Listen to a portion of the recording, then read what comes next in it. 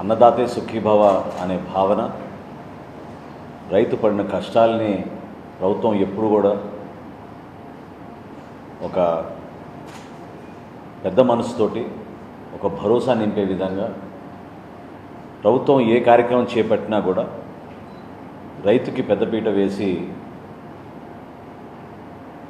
తాను పడిన ఇబ్బందులు తగ్గించడానికి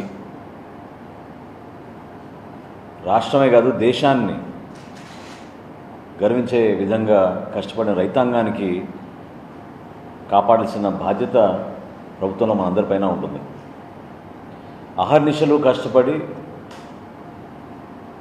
కష్టపడిన పంటని చివరికి కొనుగోలు చేసే విషయంలో న్యాయం జరగాలని, మంచి ధర రావాలని, కష్టపడి పండించిన పంట అమ్మినప్పుడు అదేవిధంగా డబ్బులు కూడా చేరాలనేది సహజంగా ఏ రైతైనా కోరుకుంటూ ఉంటారు. అటువంటిది గత 5 సంవత్సరాల్లో వైఎస్ఆర్సీపీ పాలనలో ఎంత దుర్మార్గంగా రైతుల్ని ఇబ్బంది పెట్టారో మీ అందరూ కూడా చూశారు.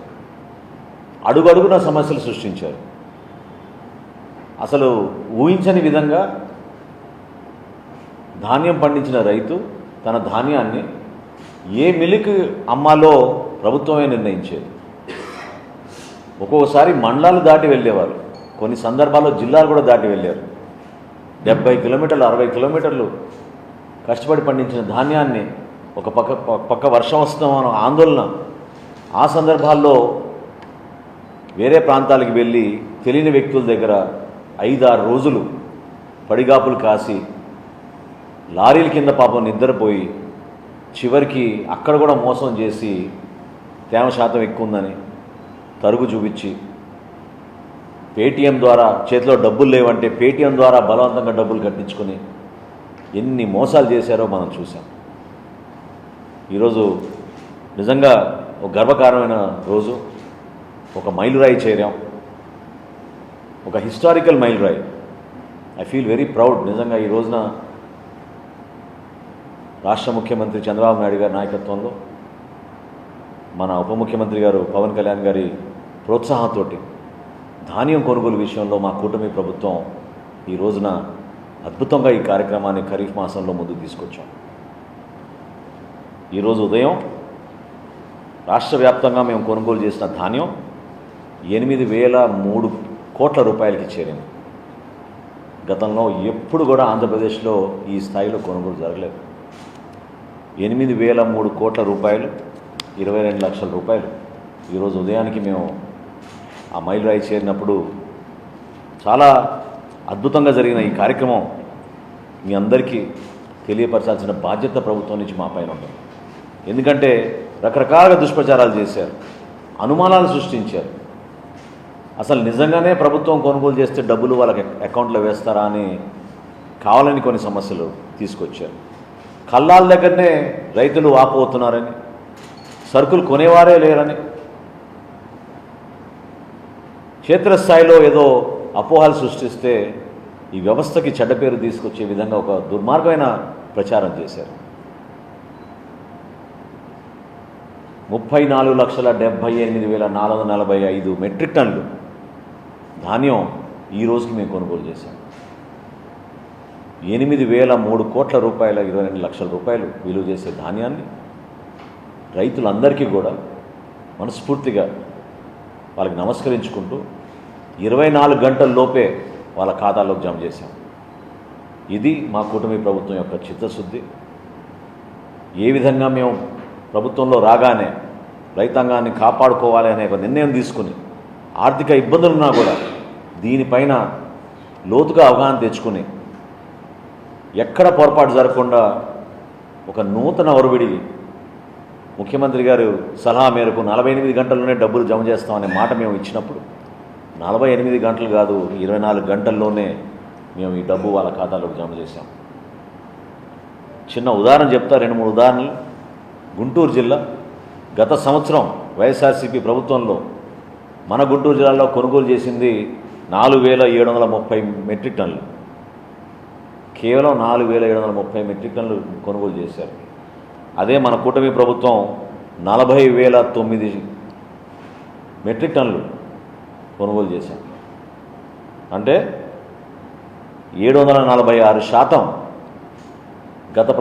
గత ప్రభుత్వం గత సంవత్సరంతో పోలిస్తే మనం ధాన్యం కొనుగోలు చేశాం. బాపట్ల జిల్లాలో గత సంవత్సరం వాళ్ళు కొనుగోలు చేసింది 29,164 లక్షల మెట్రిక్ టన్నులు. అదే మనం కొనుగోలు చేసింది 91,758 మెట్రిక్ టన్నులు. అంటే 215% గత సంవత్సరం కన్నా అదనంగా మనం కొనుగోలు చేశాం. ఇంకా పల్నాడులో అయితే చెప్పవసరం లేదు, వాళ్ళు కొనుగోలు చేసింది కేవలం 67 మెట్రిక్ టన్నులు. మనం కొనుగోలు చేసింది 13,572 మెట్రిక్ టన్నులు. అంటే ఎంత తేడా, ఎంత వ్యత్యాసం ఉందో చూడండి. 20,000% తేడా ఉంది వాళ్ళకి మనకి. ఆ విధంగా ఒక అద్భుతమైన ప్రణాళికతోటి రైతుకి ఇబ్బంది పడకుండా గత సంవత్సరం ఖరీఫ్ మాసంలో ఇదే వైఎస్ఆర్సీపీ ప్రభుత్వం కేవలం 29,85,400 మెట్రిక్ టన్నులు కొనుగోలు చేశారు.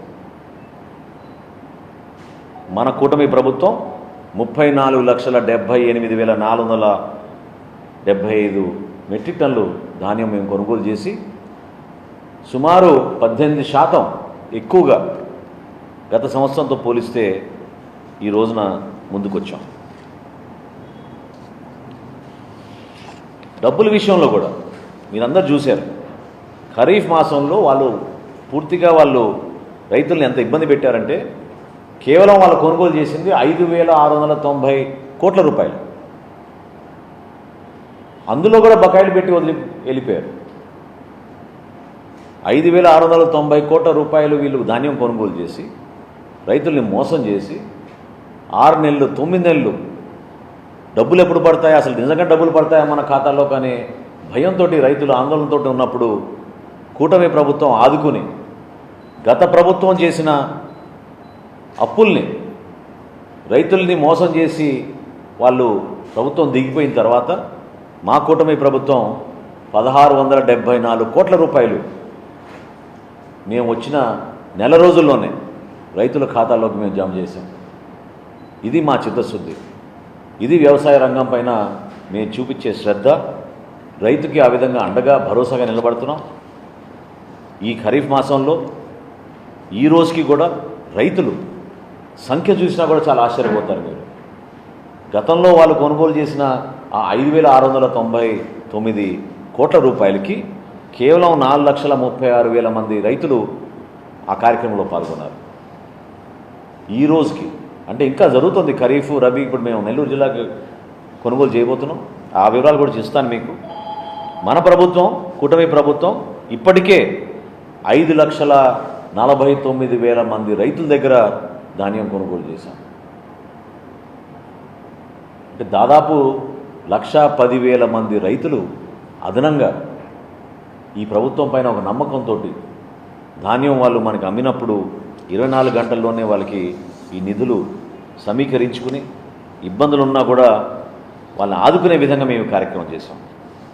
నెల్లూరు జిల్లాలో 2023, 2024 వాళ్ళు కొనుగోలు చేసింది 0.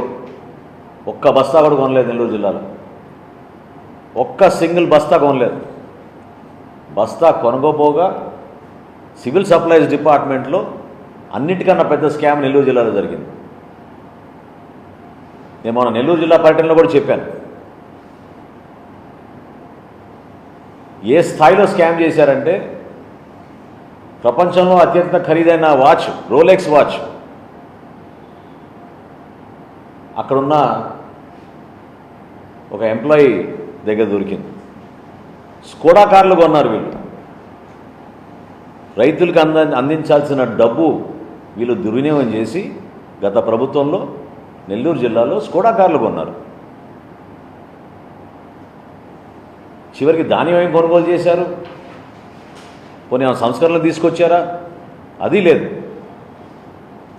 స్కామ్ బయటకు వచ్చిన తర్వాత కోవిడ్ సమయంలో వీళ్ళు స్కామ్ చేశారు. దాని తర్వాత 2 సంవత్సరాలు కూడా ఒక్క బస్తా కూడా కొనలేదు. మిల్లర్లను ఇబ్బంది పెట్టారు, దొంగ కేసులు పెట్టారు, మిల్లర్లకి పేమెంట్లు ఇవ్వలేదు. కూటమి ప్రభుత్వం అధికారంలోకి వచ్చిన తర్వాత మేము దాదాపు 400 కోట్ల రూపాయలు మిల్లర్లకు పేమెంట్లు ఇచ్చాం. నెల్లూరు జిల్లాలో చాలా గర్వంగా చెప్తున్నా నేను, గత 20 రోజుల నుంచే మేము ఇప్పటివరకు కొనుగోలు చేసింది 50,000 మెట్రిక్ టన్నులు.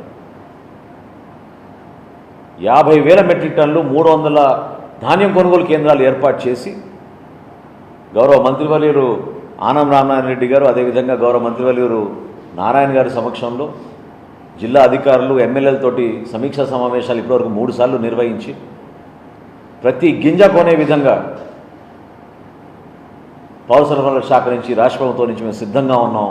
ఒక నమ్మకం రైతుల్లో తీసుకొచ్చాం. దళారులను దూరం పెట్టాం, మిల్లర్లకి వెసులుబాటు కల్పించాం. మీరు కూడా రండి, ఈ ప్రక్రియలో మీరు కూడా భాగస్వాములే. గతంలో మీరు అందించిన బ్యాంక్ గ్యారంటీకి డబుల్గా అంటే 1:2 వెసులుబాటు కల్పించి మిల్లర్లకు కూడా ధాన్యం కొనుగోలు విషయంలో వాళ్ళు కూడా వెసులుబాటు కల్పించాం. నా మనవి ఏంటంటే నెల్లూరు జిల్లా సోదరులందరికీ, రైతులందరికీ దయచేసి మీరు ఒకసారి ఈ ప్రక్రియలో, ఈ అద్భుతమైన కార్యక్రమంలో మీరు పాల్గొనండి. ఒక నమ్మకంతో ప్రభుత్వం చేస్తున్న కార్యక్రమాన్ని మీరు చూడండి.